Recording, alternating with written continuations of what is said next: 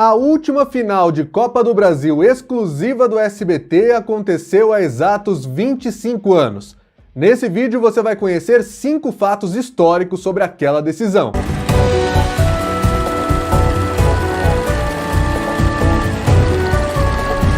Muito bem, pessoal, sejam todos bem-vindos a mais um episódio do nosso Baú da Mídia Esportiva. Todos os domingos, às 1h15 da tarde, a gente traz uma nova história. E essa é sobre a final da Copa do Brasil de 1997, que aconteceu há exatos 25 anos na data de publicação deste vídeo.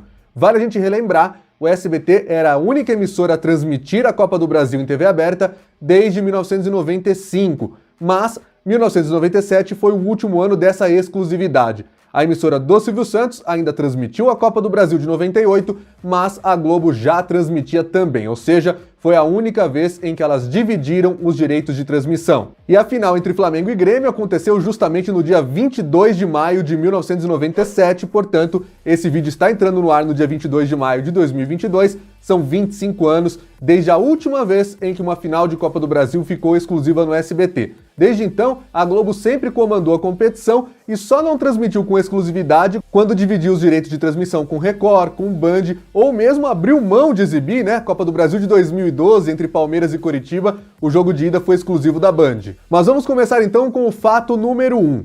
As duas finais aconteceram com menos de 48 horas de intervalo entre ida e volta, isso mesmo. O calendário já era uma grande porcaria, como é hoje em dia, só que pior ainda, e as finais da Copa do Brasil aconteceram na terça e na quinta-feira de uma mesma semana. O SBT, portanto, teve menos de 48 horas entre uma decisão em Porto Alegre e a outra no Rio de Janeiro, tudo isso para fazer o planejamento, deslocamento de equipe. Tudo o que aconteceu foi num prazo realmente muito curto. Recentemente, em 2022, muita gente se chocou com as finais do Campeonato Cearense sendo disputadas em uma sexta e no domingo seguinte, né, entre o Floresta e o Caucaia. Bom, na Copa do Brasil, um dos principais torneios do país, isso também já aconteceu. O fato número 2 é que a última final exclusiva do SBT em Copa do Brasil foi narrada pelo Silvio Luiz.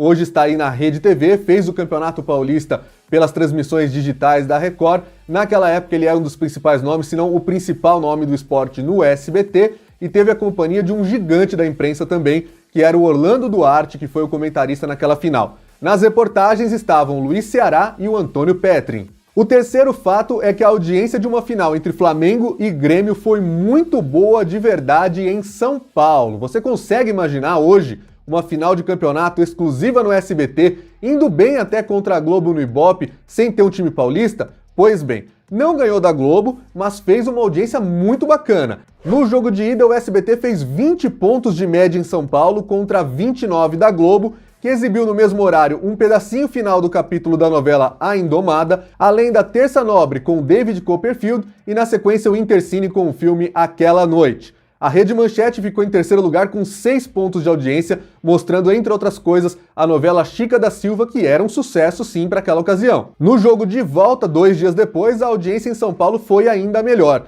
O SBT conseguiu fazer uma média aqui entre os paulistanos de 23 pontos com o título do Grêmio sobre o Flamengo. No mesmo horário, a Globo exibia a novela Indomada mais uma vez, o Você Decide e também um filme no Intercine, que era o Stallone Cobra. Na média total da transmissão, vitória da Globo por 28-23 contra o SBT. Mas se a gente pegar apenas o segundo tempo com bola rolando, teve uma vitória sim do SBT na grande decisão da Copa do Brasil em São Paulo.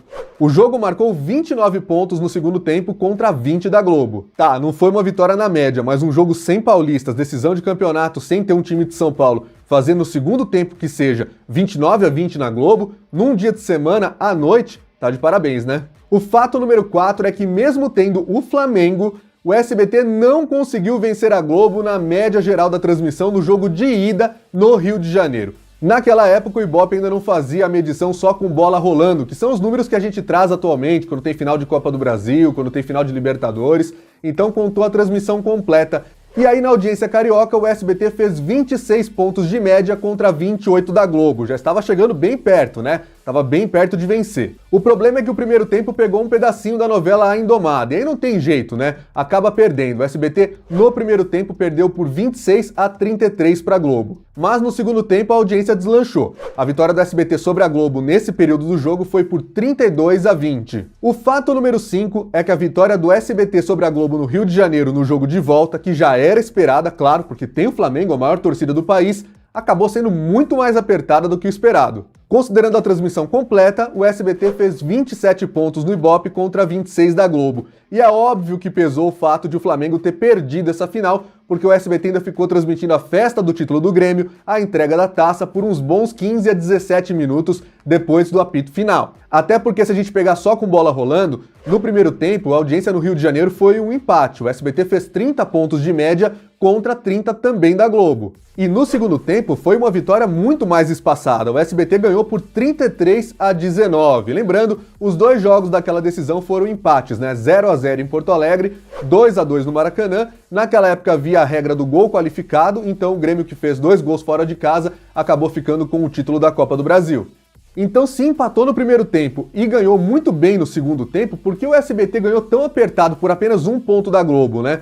Provavelmente foi no pós-jogo, uma boa parte do público acabou migrando para o Intercine da Globo, que exibiu o filme, como eu falei, o Stallone Cobra. E agora um fato bônus. Infelizmente, eu não consigo trazer a audiência comparada de SBT versus Globo, como eu fiz em São Paulo, no Rio de Janeiro, com os dados de Porto Alegre. Mas eu tenho as médias que aquela partida conseguiu no SBT. Aliás, os 2 jogos da final. O jogo de ida rendeu ao SBT em Porto Alegre 37 pontos no Ibope de média com 50% de share, ou seja, de cada 100 televisores ligados em Porto Alegre, 50 estavam sintonizados no SBT vendo o Grêmio disputar uma final nacional. No jogo de volta foram 44 pontos de média com 60% de share. Nesse caso é o contrário, né? Provavelmente o pós-jogo do SBT conseguiu manter a audiência, o público não fugiu para a Globo nem para nenhum outro canal, porque a torcida gremista estava querendo ver a grande comemoração do título. Embora a gente não tenha a média da Globo no período completo da transmissão para dizer se ganhou ou não, é claro que ganhou, né? Até porque no período do jogo a gente sabe que teve ali o Você Decide, que naquela ocasião marcou apenas 11 pontos no Ibope. 11 pontos na Globo em pleno horário nobre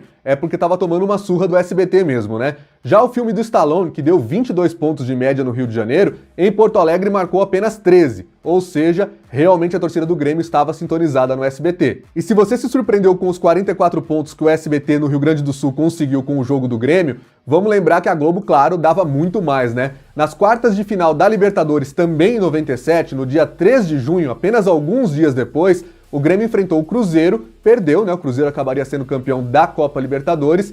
E aí a Globo, né, a RBS, conseguiu naquele dia 57 pontos de média no Ibope, com 79% de share, ou seja, a cada 100 televisores ligados em Porto Alegre naquele jogo da Libertadores, 79 estavam vendo o jogo do Grêmio. A audiência da dupla Grenal sempre foi muito forte e vale a gente também sempre valorizar por aqui. Se você gostou desse episódio do Baú da Mídia Esportiva, manda pros amigos, especialmente para quem torce aí pro Grêmio, pro Flamengo e que gosta de história. Esse é o blog do Alan Simon, é você dentro da mídia esportiva.